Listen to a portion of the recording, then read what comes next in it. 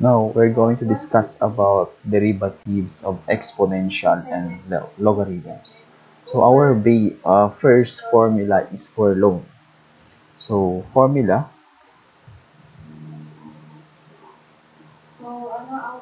we have derivative of loan u is equivalent to du over dx over u.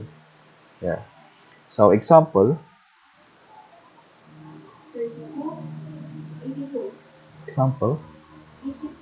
number 1, example, we have y is equivalent to loan 3x. So, let u is equivalent to 3x and its derivative du over dx is equivalent to 3. So, using our formula, it will now equal to dy over dx or y prime is equivalent to our du over dx, which is equivalent to 3 over, and our u is 3x, so 3x. So now our final answer is y prime is equivalent to 1 over x. Cancel this one, that's why it became 1. So answer.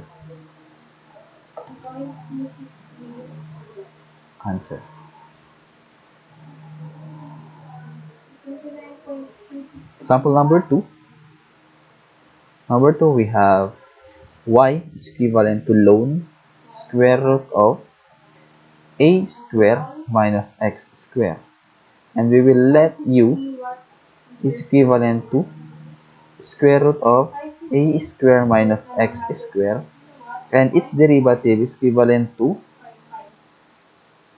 okay, let's solve natin yung derivative ng u natin. So, equivalent to 1/2 a square minus x square 1/2 minus 1 equivalent to yung derivative na nasa loob a square minus x square is equivalent to negative 2x. So, ginamitan natin itong u ng chain rule. So, simplify lang natin. We have ito, multiply natin dito sa 1/2, yung negative 2x multiplied to 1/2. So, we will have negative 2x over 2. And then, a square minus x square raised to negative 1/2. So, 1/2 minus 1. Then, simplify further. So, pag sinimplify natin ito magiging 1. Cancel na yan. We will now have negative x over square root of a square minus x square. Paano naging ganyan? Itong a square minus x square raised to negative 1/2, ibinaba ko, ginawa ko siyang denominator, and then, ibinalik ko siya sa merong radical sign, which is yung square root. Okay? Kasi nga, a square minus x square raised to 1/2 is equivalent to square root of a square minus x square. Now, going back to our derivative, so dy over dx or y prime now is equivalent to negative, formula natin, du over dx natin ito, negative x over square root of a square minus x square divided by our u, square root of a square minus x square. Diba? And then, itatransform natin siya sa multiplication. So, negative x over square root of a square minus x square multiplied to 1 over square root of a square minus x square. Okay. So, i-multiply natin ito. So, pag minultiply natin itong negative x times 1, lagay ko lang dito sa taas yung sagot, y prime now is equivalent to negative x times 1, we have negative x divided by ito, square root of a square minus x square times square root of a square minus x square is makakancel yung radical sign. Okay? So, we now have a square minus x square. So, ito na yung final answer natin. Yan na yung final answer natin. Answer. So by the way guys, if I will be having a mistake sa aking solution, feel free to comment in the comment section. Okay? Ayan. So next, so we will now have for the another formula, logarithm. So formula, we have derivative of log 10u is equivalent to du over dx over u ln a. Considering that a, this is the a. Yan yung a. Okay, so therefore a is equivalent to 10. Okay? So where a is equivalent to 10. So yung a natin pwede rin maging ibang number. Let's say have yung log of 7, log of 6, log of 5, and so on. Okay. Yan. So ito yung formula natin. So examples.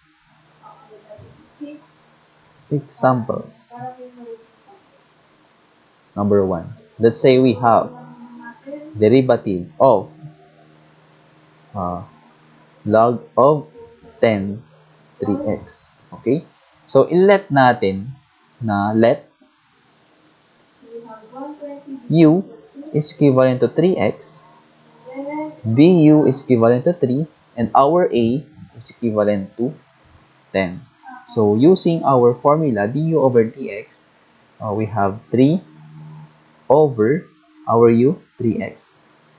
And then ln a natin is 10. So 10. And then cancel. We now have 1 over x ln 10. So that is now our answer. Okay. Example number 2. We have derivative of log 7 bracket to 5 minus 2x and then bracket. So ayusin ko lang bracket. So let u is equivalent to 5 minus 2x, du is equivalent to negative 2, and a natin ay equivalent to 7. So solution, we now have negative 2 over 5 minus 2x ln 7. So yan na yung final answer natin. Hindi na natin yan pwedeng i-simplify pa. Yan. Answer. Next. Example number 3. Let's say we have derivative of log 4x squared. Okay. So u is equivalent to x squared. Du is equivalent to 2x and a is equivalent to 4. Okay. Equals. So, 2x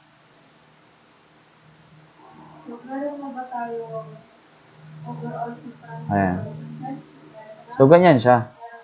So, guys, itong log, pwede natin siyang i-rewrite as d over dx. So, pwede siyang maging 2 times log 4 log 4x. Ayan. So, mapapansin nyo guys, itong exponent na to, nilagay ko na siya dito sa nilabas ko siya. Kasi, base yan sa law of logarithms. Okay? So, ano na, i-derive na natin.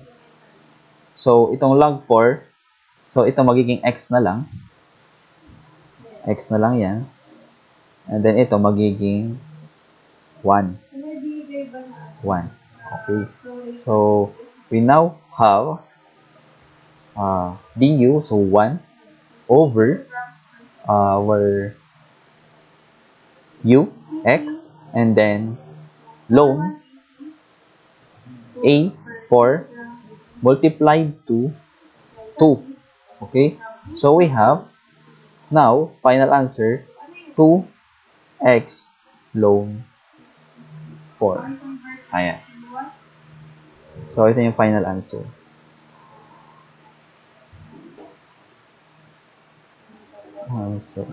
Okay?